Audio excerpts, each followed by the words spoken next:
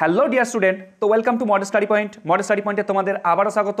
তো আজকে আমরা রাষ্ট্রবিজ্ঞানের যে 13 নম্বর ইন্টার স্কুল সেট বা লাস্ট অর্থাৎ 13 নম্বর যে ইন্টার স্কুল টেস্ট রয়েছে সেই টেস্ট নিয়ে আমরা হাজির হয়ে গেছি। তো চলো আজকের প্রশ্নগুলো দেখা যাক। ফার্স্ট দেখো, ঠান্ডা লড়াই কথাটি প্রথম প্রয়োগ করেন কে? বার্নার্ড বারুচ। ন্যাটো গঠিত হয় কোন দেশের উদ্যোগে? মার্কিন যুক্তরাষ্ট্র। প্রক্সি যুদ্ধের কৌশলটি ব্যবহৃত হয়েছিল প্রথম বিশ্বযুদ্ধে। জোট নিরপেক্ষ আন্দোলনের জনক হলেন কে? জওহরলাল নেহেরু। পররাষ্ট্রনীতির প্রধান উদ্দেশ্য হলো জাতির স্বার্থ রক্ষা। বর্তমানে সার্কের সদস্য সংখ্যা হলো 8টি। চলো নেক্সট বলেছে, বিশ্বের বিরাট নাগরিক সভা বলা হয় সাধারণ সভাকে। নিরাপত্তা পরিষদের স্থায়ী সদস্যদের সংখ্যা হলো 5। শান্তির জন্য ঐক্য প্রস্তাব সাধারণ সভায় গৃহীত হয় 1950 সালে। নিরাপত্তা পরিষদের ভিটো ক্ষমতা প্রয়োগ করতে পারে কে? স্থায়ী সদস্যরা। ভারতের সর্বোচ্চ আপিল আদালত হলো সুপ্রিম কোর্ট। ক্রেতা সুরক্ষা আইন তৈরি হয় 1987 খ্রিস্টাব্দে। তারপর দেখো, হাইকোর্টের বিচারপতিদের অবসরণের বয়স হলো 62।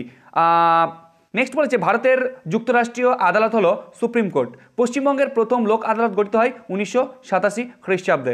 নেক্সট দেখো, নেক্সট বলেছে, ভারতের অভিলেখ আদালত হলো হাইকোর্ট। ভারতের রাষ্ট্রপতি কার্যকালের মেয়াদ কত? 5 বছর। সমমর্যাদা সম্পন্ন ব্যক্তিদের মধ্যে অগ্রগণ্য করা হয় প্রধানমন্ত্রীকে। কোনো বিল অর্থ বিল কিনা সে বিষয়ে চূড়ান্ত সিদ্ধান্ত গ্রহণ করেন কে? লোকসভার অধ্যক্ষ। লোকসভা অনধিক কতজন সদস্য নিয়ে গঠিত হয়? 552 জন। পশ্চিমবঙ্গের পঞ্চায়েতি আইন প্রণীত হয় 1973 খ্রিস্টাব্দে। পঞ্চায়েত সমিতি হলো পঞ্চায়েতের ব্যবস্থার ড্যাশ স্তর, দ্বিতীয় স্তর। পৌরসভার নির্বাচিত প্রতিনিধিদেরকে বলা হচ্ছে কাউন্সিলর।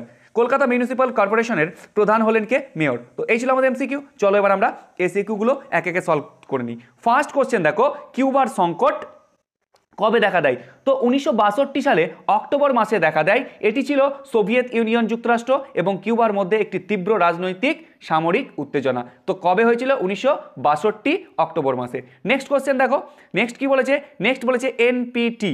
এনপিটি এর পুরো কথাটি কি? নিউক্লিয়ার নন পলিফেরেশন ট্রিটি। চলো নেক্সট কোশ্চেন দেখো, নেক্সট বলেছে, পটাশডান সম্মেলন যোগদানকারী যে কোনো দুজন নেতার নাম লেখো। তো পটাশডান সম্মেলনে যোগদানকারী যে কোনো দুজন নেতা হলো, একটা হচ্ছে স্ট্যালিন আর একটা হচ্ছে চার্চিল।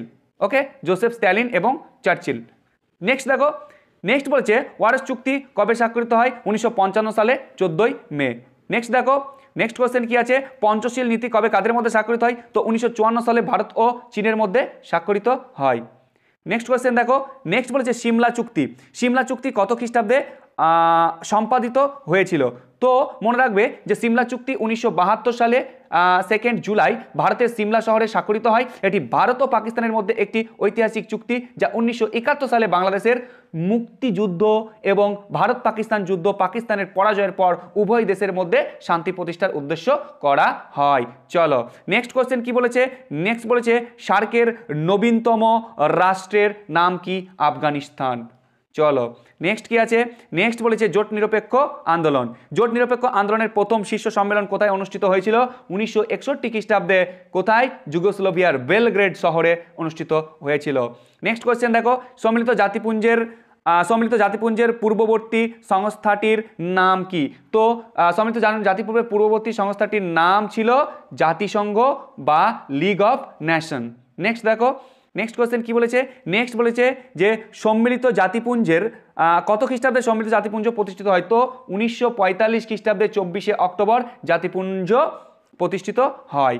চলো নেক্সট কোয়েশ্চেন বলেছে WHO।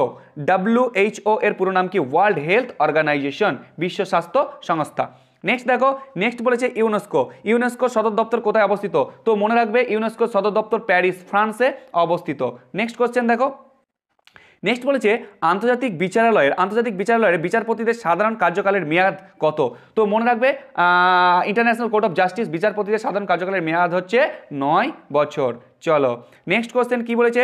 সম্মিলিত জাতিপুঞ্জের সনদে কতগুলি ধারা রয়েছে? 111টি ধারা আছে।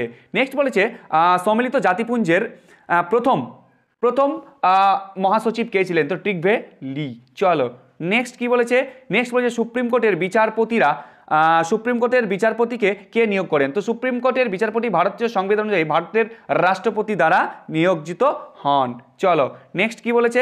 নেক্সট হচ্ছে ভারতের সুপ্রিম কোর্টের বিচারপতির সংখ্যা কত? তো সর্বোচ্চ বিচারপতির সংখ্যা হচ্ছে 34 জন। এর মধ্যে একজন প্রধান বিচারপতি থাকে, মানে চিফ অফ জাস্টিস, এবং 33 জন হচ্ছে অ্যাসোসিয়েট কাজ করে। ওকে, চলো নেক্সট কি বলেছে, ভারতের প্রধানমন্ত্রী, সরি তার আগে একটা প্রশ্ন ছিল, সুপ্রিম কোর্ট ভারতীয় নাগরিকদের মোট মৌলিক অধিকারের রক্ষার কয়টি লেখ জারি করেন? তো লেখ মনে রাখবে 5টি লেখ জারি করেন। তারপরের প্রশ্ন হচ্ছে প্রধানমন্ত্রীকে কে নিয়োগ করেন? তো মনে রাখবে ভারতের প্রধানমন্ত্রীকে ভারতের কে না ভারতের রাষ্ট্রপতি নিয়োগ করেন। চলো নেক্সট কোয়েশ্চেন কি আছে, নেক্সট বলেছে রাজ্যসভা সভাপতিত্ব করেন কে? উপরাষ্ট্রপতি। ওকে, নেক্সট দেখো, কে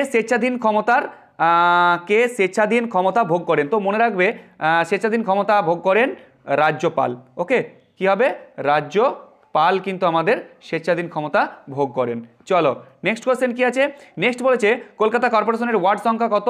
144। কলকাতা কর্পোরেশনের ওয়ার্ড সংখ্যা হচ্ছে 144। নেক্সট কোয়েশ্চেন কি আছে, নেক্সট বলছে গ্রাম পঞ্চায়েতের প্রশাসনিক প্রধান কাকে বলা হয়? তো গ্রাম পঞ্চায়েতের যে প্রশাসনিক প্রধান সেটা তোমার কি হয়ে যাবে, এটা পঞ্চায়েত সচিব হবে। ওকে, এটা একটু কনফিউশন আছে, পঞ্চায়েত সচিব।